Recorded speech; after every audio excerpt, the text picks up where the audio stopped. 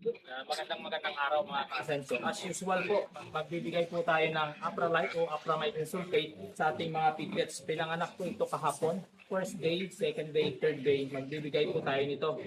Ang isang sachet po nito ay titimplahin po natin sa 40 ml ng tubig at bibigyan po natin yung bawat piglets ng tigwa 1 ml per kg po na bigat nila. Ngayon titimplahin po natin ito at ibibigay po natin sa kanila. Ito po ay anti-scouring po ito, kaya po tayo magbibigay. Mamaya may mga magpo-comment na naman dyan bakit tayo nagbibigay nito dahil may colostrum pa yung nanay hanggang sa 3 days. Sa ngayong panahon po mga ka-Asenso, hindi na po yan effective dahil nagtuturok po tayo ng antibiotic sa nanay kapag nanganak. Kaya mas maganda na nagbibigay din tayo ng prevention sa mga piglets. Ito bubuksan po natin yung Apralite o Apramycin sulfate po. Gawa po ito ng Unibet. Ang ating piglets ay basa yung dumi hanggang 5 days tayo magbibigay. Pero kung katulad niya na normal naman, 3 days lang po. Anti-scouting lang po ito. Ito po 20 ml, dali dalawang ganito po. Kung sa tingin po ninyo ang inyong piglets ay 2 kilo, 2 ml po ibibigay natin. Kung 3 kilo po yung piglets, 3 ml din po ibibigay natin. Pero pag 1 kg lang, 1 ml po ang bibigyan natin. Ito 40 ml na po itong tinitimpla natin. I-mix na natin na mabuti para ma-dilute po yung solution ng Apralite o Apramycin sulfate.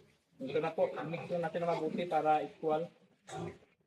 Isusupak po natin ito. Ibibigay po natin ito sa ating mga piglets na day 1 old, day 2, day 3, hanggang day 3 lang po. Pero pagka may reaction yung dumi nila, hanggang 5 days po ang pagbibigay natin.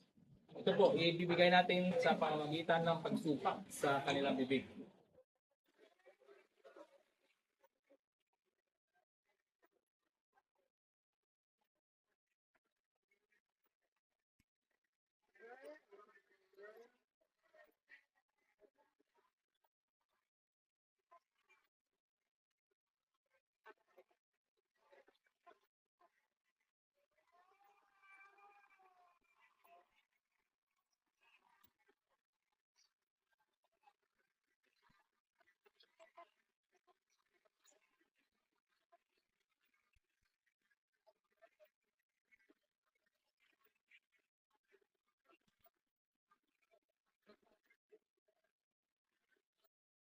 Ayan, tapos na mga ka-Asenso.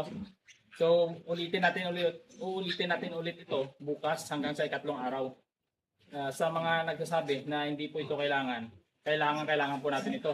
Dahil kapag bibigay po natin ng Apralite, iiwasan po natin na sila ay nagkakaroon ng scouring o hindi po nagbabasa o sumusumpit yung kanilang po. Ayan, hanggang dito na lang po. Bali kahapon po ito pinanganak, October 30, ngayon po ay October 31. So bali yun po yung first day na pagbibigay, bukas second day, third day, tapos inject po ng iron jetran. Yan, hanggang dito na po.